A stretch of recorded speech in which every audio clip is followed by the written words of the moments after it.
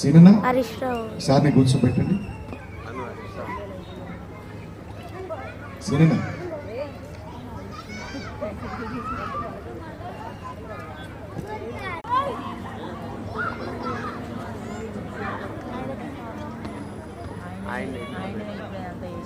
కల్పించేటువంటి మన నాయకుడు, మనందరి నాయకుడు హరీష్ అన్న గారు ఈరోజు చాలా వేరు వేరు కార్యక్రమాల్లో బిజీగా ఉండి త్వరగా వెళ్లాల్సి వస్తుంది.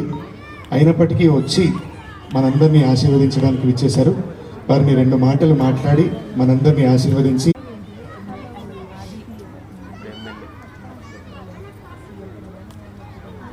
అన్నమయ్య పవన్ ఎంతో చక్కగా మన సిద్దిపేట ముద్దుబిడ్డ చాలా ఎత్తుకు ఎదిగి 2 తెలుగు రాష్ట్రాల్లో కూడా అన్నమయ్య సంకీర్తనలను విశ్వవ్యాప్తం చేస్తూ మరి శోభా గారితో పాటు వారితో నేర్చుకొని వారి శిష్యుడిగా ఎదిగి వారి ఆశీస్సులు పొందడం మనందరికీ కూడా చాలా సంతోషం. మన సిద్దిపేటలో ఈరోజు ఈ ఓపెన్ ఎయిర్ ఆడిటోరియంలో ఇంత చక్కగా వెంకటేశ్వర స్వామి కళ్యాణాన్ని ఏర్పాటు చేసుకోవడం చాలా చాలా సంతోషంగా ఉంది. సిద్దిపేటలో ఇదే కొమ్మటి చెరువుకు ఇంకొక ఒడ్డున దాదాపు 5 ఎకరాల స్థలంలో కోట్ల రూపాయలతో వెంకటేశ్వర స్వామి ఆలయాన్ని కూడా ప్రారంభించబోతా ఉన్నారు.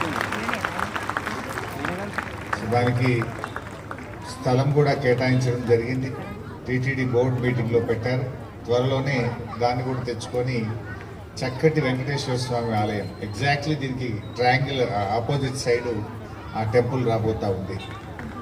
సో ఆధ్యాత్మిక కార్యక్రమాలకు మన సిద్దిపేట నిలువు.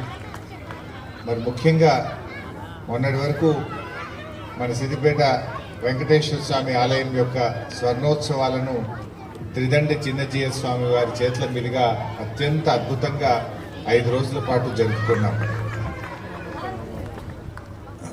మొన్ననే శోభా గారితో పాటు మన మాజీ టీటీడీ ఈవో మన సిద్దిపేట ముద్దుబిడ్డ రమణాచారి గారి కార్యక్రమంలో కూడా ఈ మధ్యనే నేను పాల్గొనే అవకాశం కూడా దొరికింది.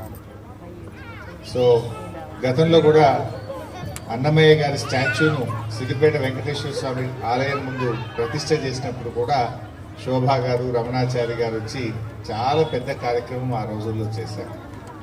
సో ఈరోజు కూడా ఈ కళ్యాణం ఇంత ఘనంగా అన్నమయ్య గారి